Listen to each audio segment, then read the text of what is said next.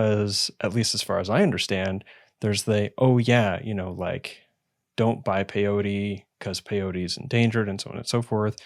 But, San Pedro is cool because it like grows so regularly and like it grows in all sorts of places. So you don't have to worry about it.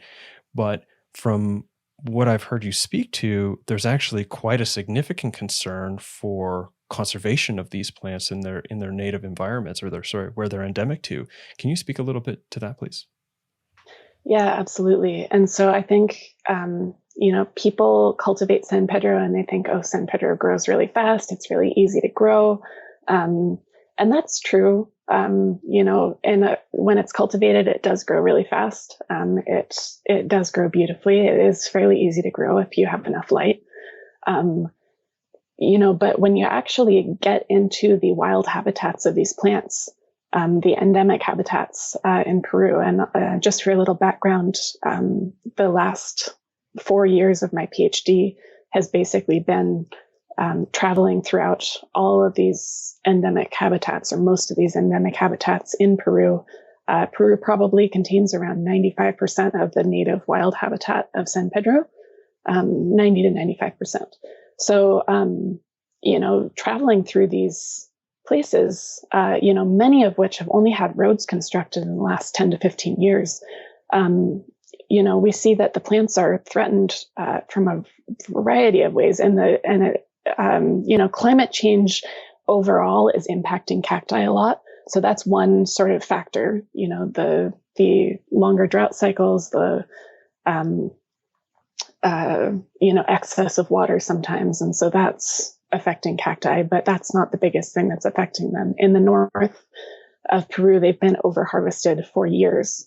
And the increasing urbanization and exploding population around the traditional cult of San Pedro in North Peru means that the most famous traditional, like really highly culturally valued varieties are very threatened and I would say on the verge of extinction in the wild.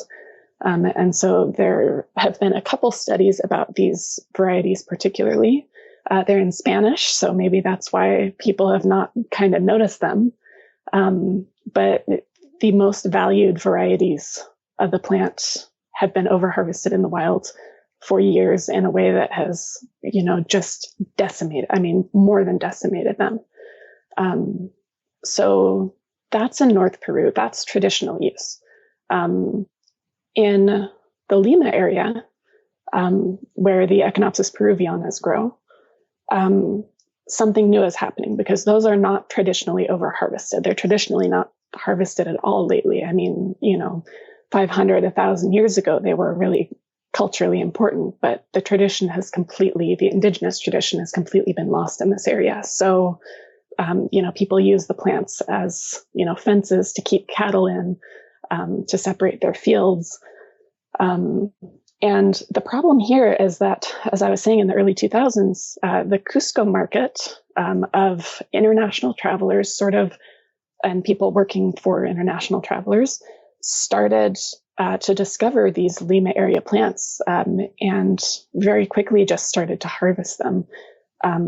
And the harvest has ramped up so much. The Peruvian Ministry of the Environment in 2013 said, hey, these are threatened. And if this continues on, it's going to be a big problem. And so they, sort of made a small effort then, but, haven't really done a lot. And since then it has ramped up, my God, 10 times, 20 times, 30 times. And so the amount of San Pedro that's coming out of the wild there is just enormous. And this is 90% of the medicine that's drunk in the Sacred Valley. For anybody who travels to Peru and, goes to a San Pedro retreat, they're mostly drinking wild, illegally poached medicine that is exploiting indigenous communities. They're being paid very, very little for these plants because they don't culturally value them. It's, depredating one of the last great wild stocks of San Pedro on Earth.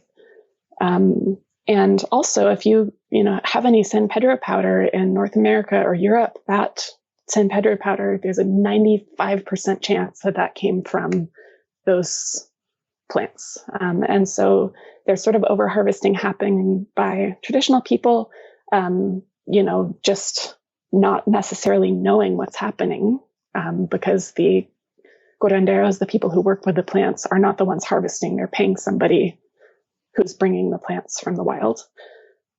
So they're pretty much unaware of the problem. And then the remaining big forest of wild San Pedro is being very quickly cut down by the international market demand. As far as reciprocity for the communities and the community lands where these plants come from, right now there's not a lot of way to do it. We 2 years ago created an organization called Huachuma Collective, or Colectivo Huachuma in Peru, which is founded by me, by my husband, Joseph Orlevac del Rio, and by the northern curandero, Felipe Pareda Llanos. And so basically we are working with indigenous communities on the ground in Peru to plant community gardens, to support them in taking care of their plants, and to also support them in revitalizing the cultural uses of the plants, and also training young people to work with them again. And so another way of reciprocity directly to the communities themselves and to the plants themselves, because we're working on reforestation and on growing more plants, is to donate to Huachuma Collective.